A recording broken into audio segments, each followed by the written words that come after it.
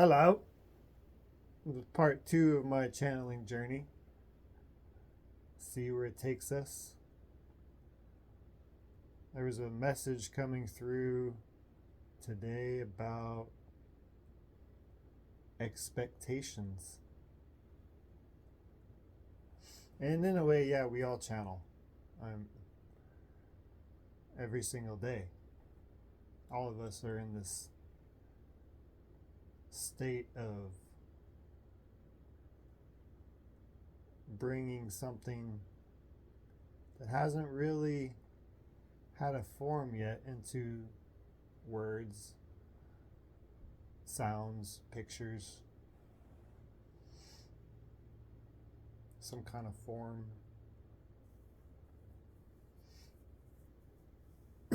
I had been doing the Monroe technique, and a being showed up, or I experienced the communication with it, called itself Ja-Quel. So I'll bring through Ja-Quel now, which could be a version of myself.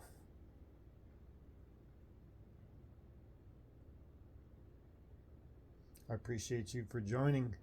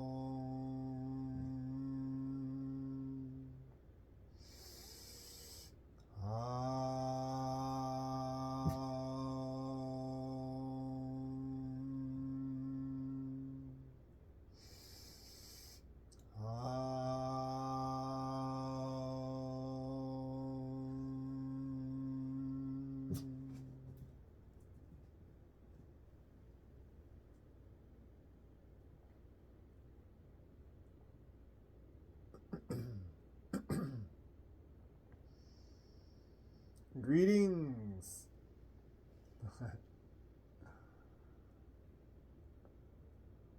A message of communion,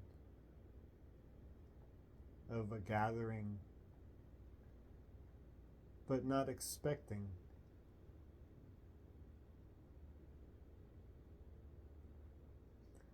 And a way to expect is to enforce, to subdue, to limit. And in a way, there's already limitations that we have all agreed to. Living in a body, I can only breathe in so much. I can only speak so many words. I can only hear a range of sounds.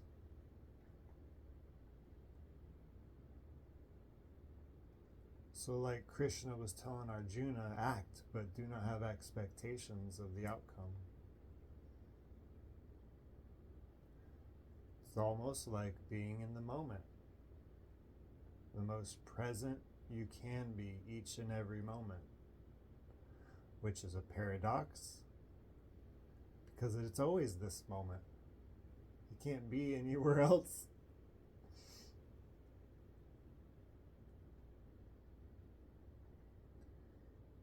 Yet there's a sense of sharing with the fruits that we have gathered.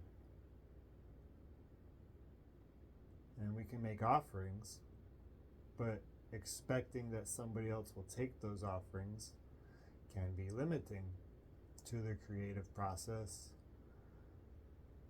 to the act of actually sharing.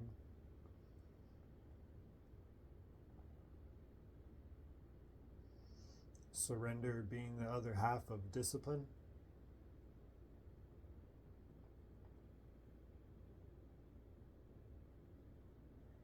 And it's a wonderful, magical, amazing attribute of life to be able to experience it within yourself and also another. But how that other will react, respond,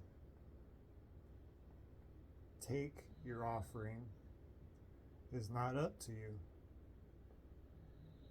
Just like these messages, people who are open and receptive to the message will then pick it up and do with it what they will.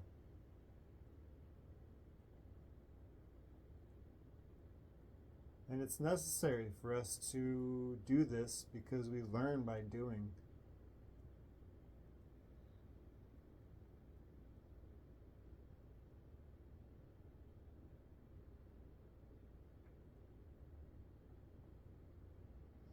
I just saw a truck, big old monster truck, moving earth. And yes, we can move mountains.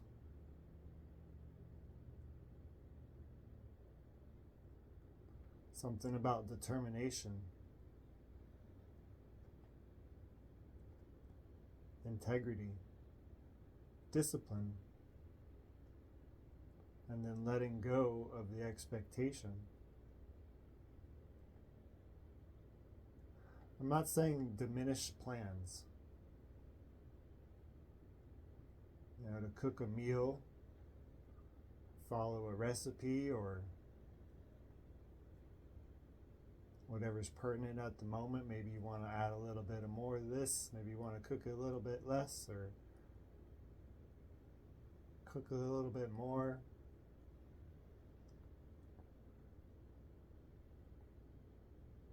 And part of that excitement is the process. Foods are necessary for our sustainability, our maintenance.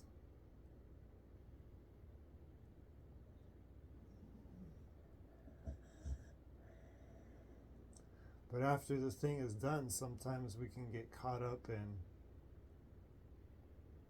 doing that thing again. Let me do it again. Get that same result.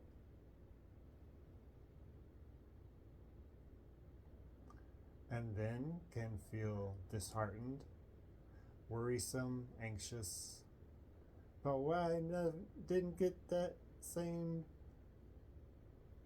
reaction, that same response.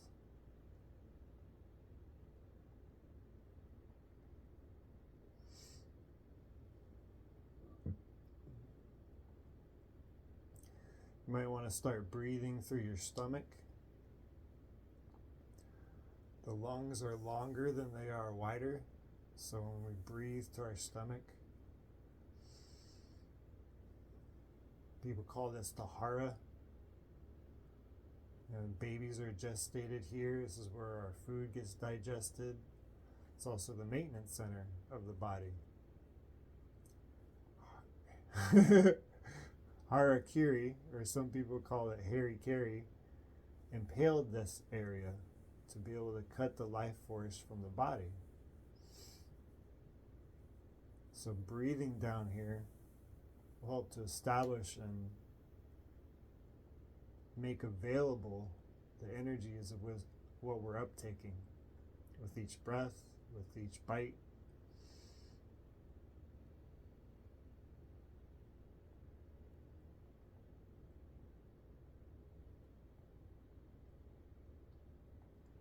And it's like a mirror expectation. The mirror is not expecting anything. It's only reflecting what is. And what is what we give it.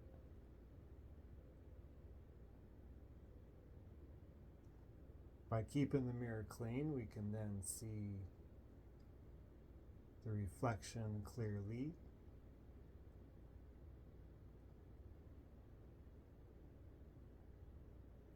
And in a sense, anybody who teaches, shows, guides, is just pointing at the moon, pointing at what's already within.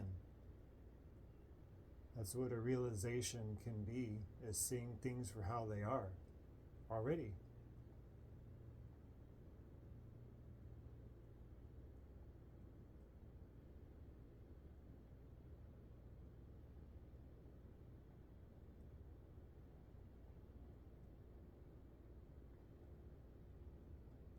If you have any questions, comments, concerns, feel free to leave them in the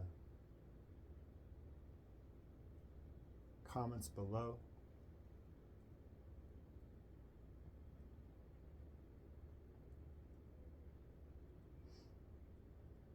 Or reach out. I believe my email is in the description, along with a donation button if you decide that you want to help.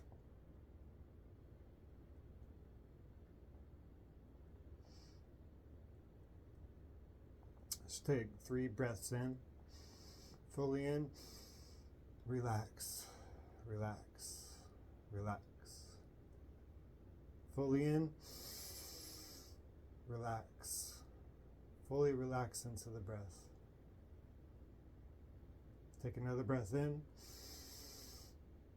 fully relax, relax, relax fully into that breath.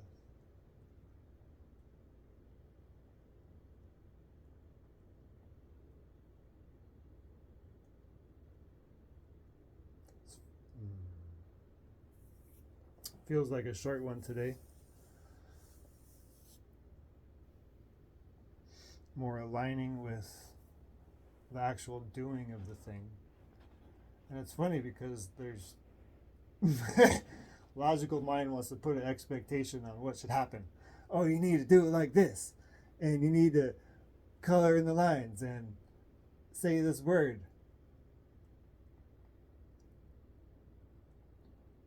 But it's okay. It's okay not to have a set destination, as much as it's okay to have a destination. So it's like this multifaceted, sided opportunity. Oh.